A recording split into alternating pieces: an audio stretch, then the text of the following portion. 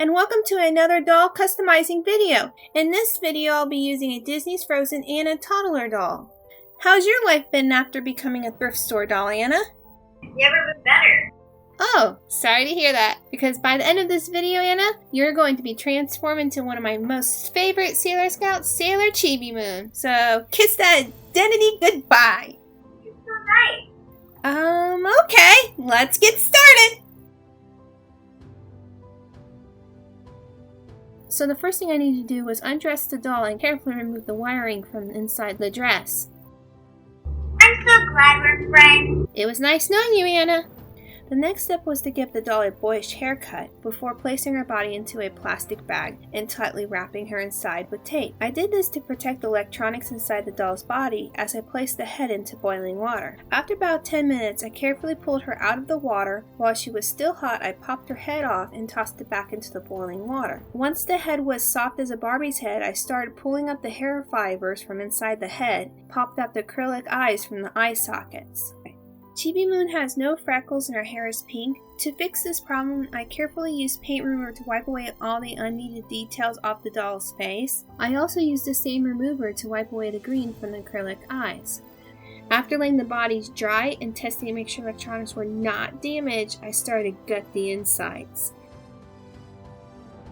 making sure to save the screws, lights with the clear plastic casing, and the wiring later for modification. I also sanded her hands so other materials could stick to it later.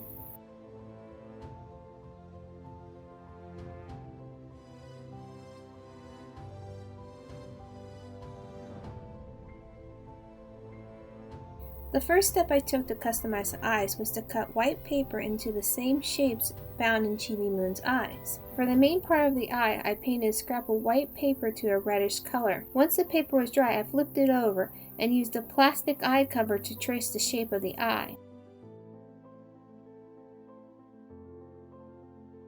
Carefully, I glued the white shapes into place. Then I took a black Sharpie and outlined the areas that needed to be black. While this was going on, I boiled the doll's head once again to soften it so I could easily pop the eyes back into the sockets. The next step I did was rerouting the doll's hair. Once it was completely covered, I poured E600 into the hole of the doll's head and stirred it around with the end of an old paintbrush. Seeing that Chibi Moon does show off a bit of skin above her boots, I replaced the white legs with another Disney toddler's legs. To make the bottom half of the boots, I covered the feet completely in epoxy. Once it was hard, I used a Dremel to smooth it out before wrapping the upper part of the legs with painter tape. Then I sprayed the legs 3 times with a sealant before painting the legs pink. To make the white trim around the boots, I used a fabric that was similar to a raincoat. I used a hot glue to attach it to the legs. When it came to the gloves, I wanted to have a perfect fit. In order to do this, I had to paint her gloves, so I had to use a Dremel to sand off the fingernails before covering the upper arm area with painter's tape. I did the same process I did with the legs, but with white spray paint instead of pink.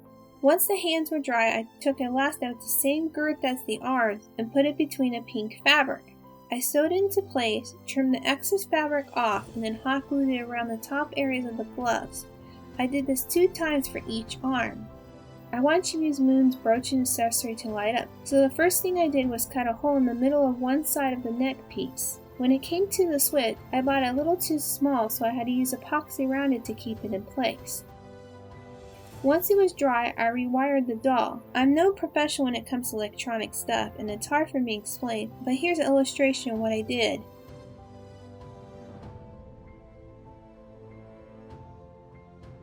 To make the brooch, I took a tiny heart gem and scraped off the silver backing before hot gluing it onto the cap that came with the light casing from the original doll's clothing. I carefully painted around the pink heart a few times, and then I started to paint an elastic gold and a tiny piece of paper, which I cut out for shapes for the crown found on the brooch. I glued the parts together for gluing it above the heart. Carefully I added drops of red, blue, and green paint. After that, I added tiny gold elastic around the heart before adding the bigger golden elastic around the brooch to complete it.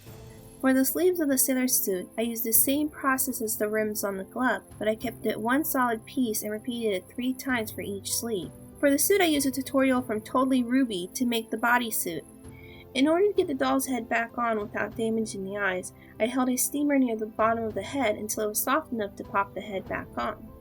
To style the hair, I watched a wig tutorial from Lizzie Fish. Instead of using foam for the buns, I used the Easter egg. I jabbed the sewing pin through the bottom of the Easter egg, then glued it in place. After that, I wrapped the hair around the egg. Finally, I covered the sharp end of the pen with glue before pushing into the doll's head.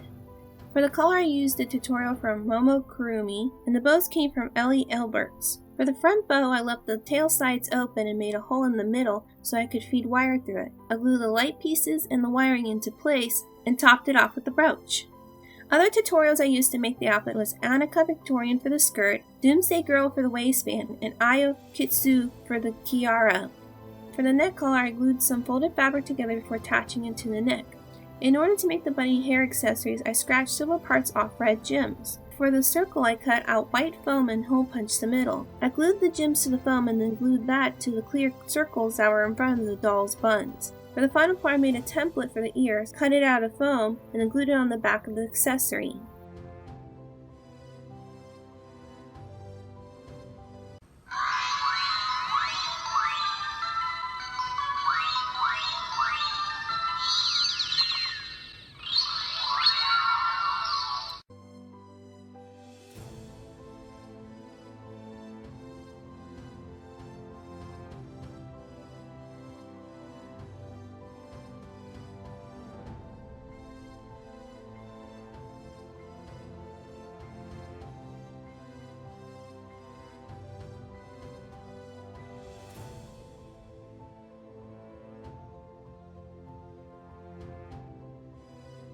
All I have to say is this doll is a tiring and long process to create with very few modifications to the face. Throughout this journey, I have discovered cosplay tutorials can be your friend when making outfits from scratch. And if I could change one thing about Chibi Moon, it would be her brooch. I think it needs to be a bit smaller and maybe find a way to get those pigtails a lot neater.